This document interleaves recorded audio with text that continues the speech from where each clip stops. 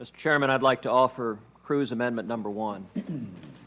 I want to commend the Chairman and the authors of this bill. I think this is a good faith effort to begin to provide congressional oversight over this exceptionally important topic, which is namely the administration's announced intentions to hand over control of the Internet to a multinational, multi-party group.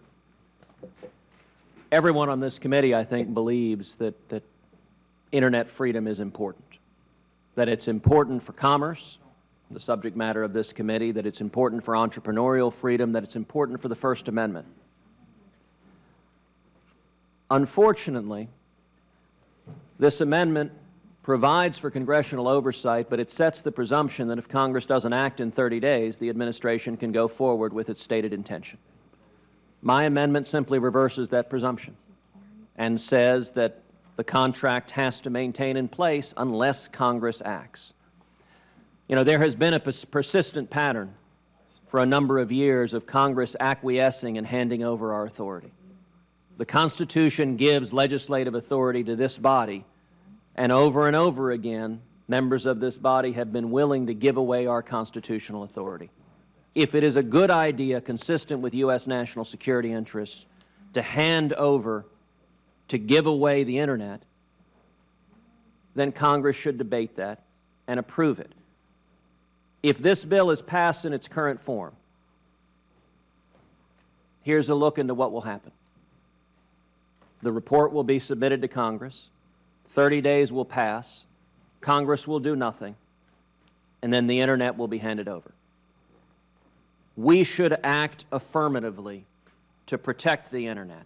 And I would note one of the many reasons for doing so is that under the explicit text of the Constitution, Article 4, Section 3, the Constitution provides Congress shall have the power to dispose of property belonging to the United States.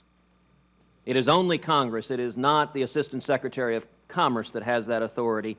And under the text of the ICANN contract, it states, quote, all deliverables provided under this contract become the property of the U.S. government. So the contract explicitly states the deliverables are property of the U.S. government, and the Constitution gives only this body, Congress, the authority to dispose of property of the U.S. government. Mr. Chairman, one of the problems with the current draft is it will most assuredly be argued in court by the Justice Department when Commerce goes ahead with the giveaway of the Internet that this act has implicitly overridden the contract and authorized the giveaway of federal property, namely that the opening sentence of this bill provides until the date that is 30 legislative days after the submission to Congress of the report described in subsection B, the Assistant Secretary may not permit the NTLA's role in the performance of the Internet Assigned Numbers Authority function to terminate, lapse, be canceled, or otherwise cease to be in effect. The Department of Justice lawyers will certainly argue that that implicitly authorizes doing exactly that once 30 days have passed. I think that would be a grave mistake, and I think the members on this committee will bear responsibility for the consequences of that. You know, I would note there's a degree of unanimity on this question that is rare. It is not often when the Washington Post and the National Review are both in agreement. Here's what the Washington Post said. The Washington Post said, the editorial board, protect the Internet, keep the contract with ICANN. And I'll read the first paragraph of the Washington Post. Last month, China hosted the first World Internet Conference and gave everyone reason to worry. At the last minute, Chinese officials tried to ram through a declaration calling for governments to exert greater control over the fastest and freest communication tool the world has ever seen, using the chilling concept of Internet sovereignty to justify it. Russia, meanwhile, has crushed its most prominent Internet entrepreneur, Pavel Durov, the founder of a major Facebook-like application, after he refused to cooperate with the Kremlin.